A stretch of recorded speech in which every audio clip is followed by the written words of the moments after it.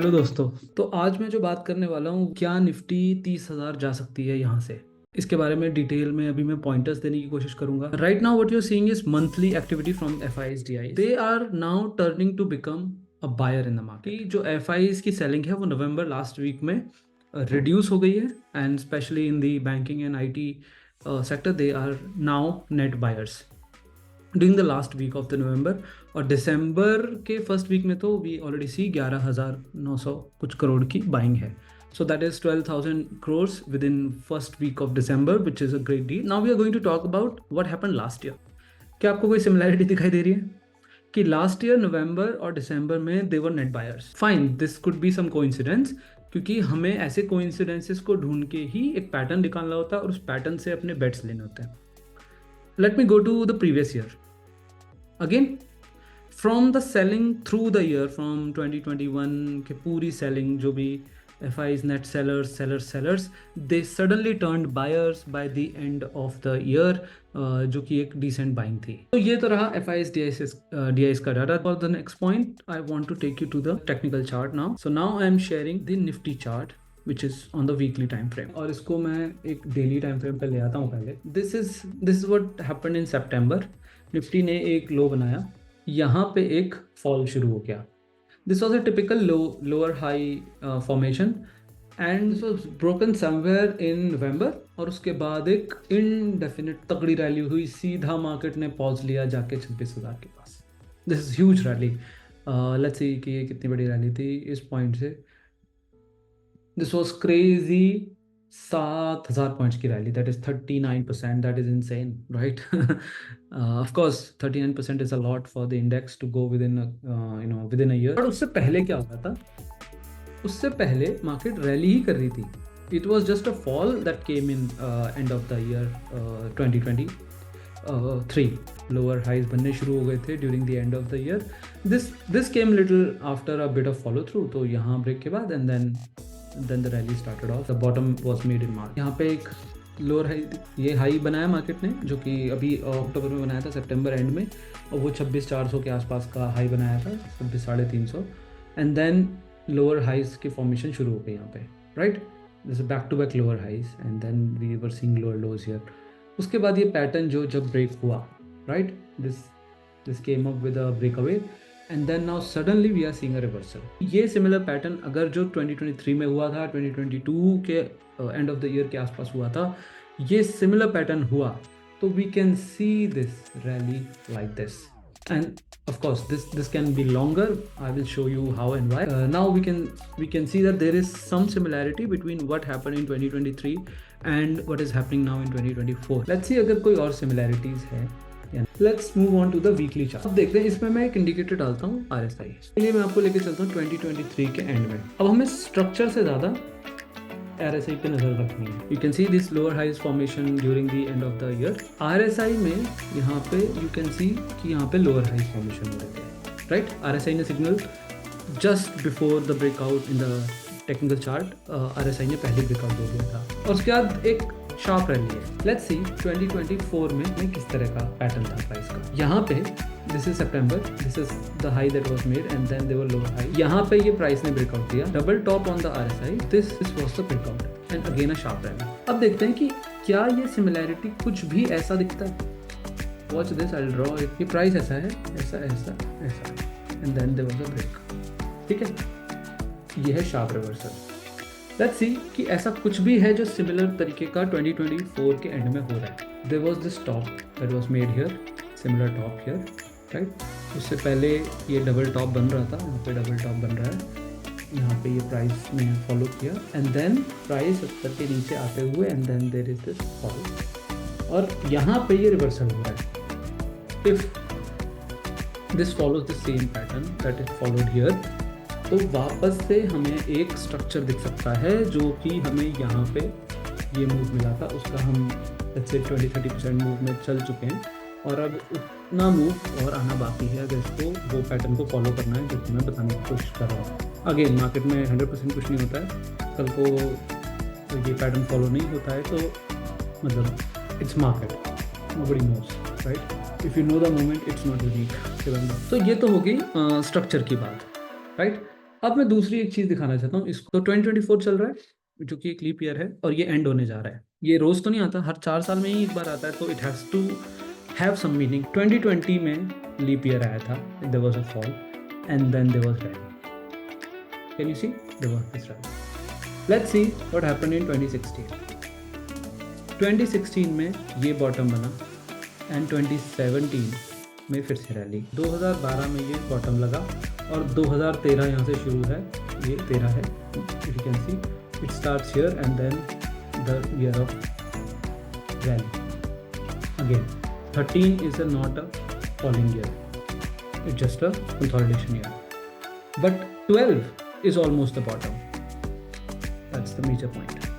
12 is a bottom. यहाँ पे 2016 का दिसंबर एक बॉटम है, यहाँ से शार्प रिवर्सल्स आ रहे हैं। और अब चलते हैं 2008 पे। 2008 में ये फॉल आया और ये बॉटम बना 2008 के अक्टूबर में और फिर रैली हो भी जाए।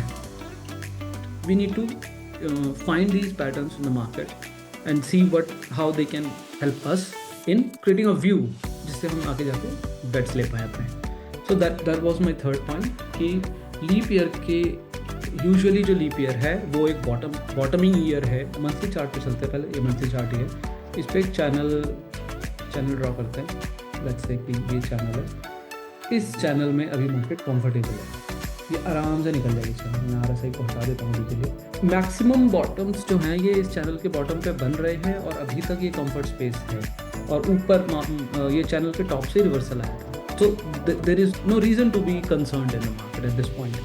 Of course when this channel is not sustained here and we can see a breakdown somewhere around these levels, then it's a matter of concern which is 24,000 for at this point. यहाँ पे अगर 24,000 ही टूटता है, ये channel के lower side पे चला जाएगा और 23 टूटा, then we are actually in a weak market and better suggestion is to be out of the market. Second reason comfort के लिए मैं ये बोल रहा हूँ, कंफर्ट की बात जब हम कर ही रहे हैं तो comfort major events are behind us. India elections, US election, and if you don't know there were elections in multiple other countries. I think more than 30-40 countries there were elections. FIs are now buyers so far from November। ये 2 point मुझे और दिखाई देते हैं जो कि मुझे comfort space पे डालते हैं और इससे हमें यही पता चलता है कि मार्केट में कोई रीज़न नहीं है पैनिक होने का इस समय और market can go to 30,000 from here.